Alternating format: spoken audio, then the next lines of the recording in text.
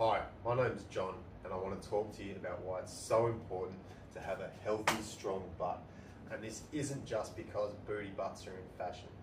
Our butt is one of our most important muscles. It's one of the biggest muscles in your body, and its primary role is helping you stand upright in good posture. What happens is we sit down a lot, and when we sit down, our butt goes to sleep and our body starts to pack fat around that area. This is really bad because when the butt goes to sleep and isn't working, we need to rely on other muscles to do that job. So the muscles that come into play are the muscles across the front of the hip. These are really small muscles that have different roles, such as hip flexion and hip abduction. When we stand up, we want to use our butt, and we want to be able to use our butt to be strong and support us through all of our activities in our daily life. And this is going to protect our back and stop us having complicated injuries such as lower back pain, sciatic nerve pain, and can even help if you've got shoulder and neck issues. I'll show you some exercises that are going to help you turn those neural pathways back on and get your butt firing, get you healthy, get you strong, and for the girls out there, you might even get that ghetto booty you've been looking for. The first exercise I want to do is a gluteal bridge or a glute raise. You can do this with your knees banded, and you've probably seen people doing them with dumbbells or weights across the hip. We're going to take it a step back, and all we're going to do is take it through an isotonic hold and get that butt firing. Most important step is to make sure our abs stay soft throughout the entire exercise. I don't want any ab contraction going on here. They're the muscles on the front of the hip, remember? So keep your abs soft. Now, to raise the butt, squeeze your butt and push your heels into the floor.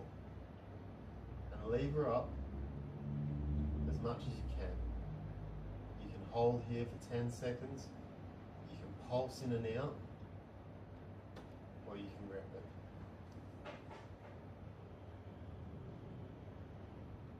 And learn to keep your abs soft.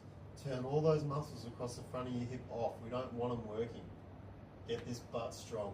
Get it supporting you in this position, and then you'll train yourself to support you standing.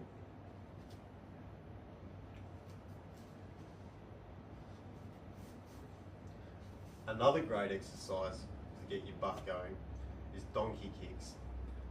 You can do these with a machine, you can do them banded, you can set yourself up with some weird way of weighting it, but I'm just going to show you how to do it free, and this is still going to get your butt contracting and get those neural pathways switched back on without overloading the muscle. Come into your horse stance, posterior pelvic tilt. We can go more about that in other videos, but anterior and posterior pelvic tilt. Now, squeeze the butt as you raise the foot and come back down. Squeeze the butt and raise the foot. For those of you that have been using these muscles across the front of your hip, you're probably going to feel tight on the front of the hip when you're doing this. So don't be surprised if you're feeling it on the front of the hip, but the contraction's actually wanting to come from the butt. The last exercise I want to do is the Belgian split squat. This is one of my favourite exercises, and I do them nearly every day. Start with one foot elevated, come into a half stance. Make sure your weight is on this front foot. I don't want you pushing off on the back foot at all. This isn't a donkey kick in reverse. Keep the weight on the front foot and come down into a half squat. Now, making sure that you've still got the weight on this front foot, contracting your butt, drive up through that and come back down again. If you can master these three exercises, you're going to have a strong butt in no time at all. You're going to get a better shape, better look, and most importantly, you're going to have a healthier back and better posture.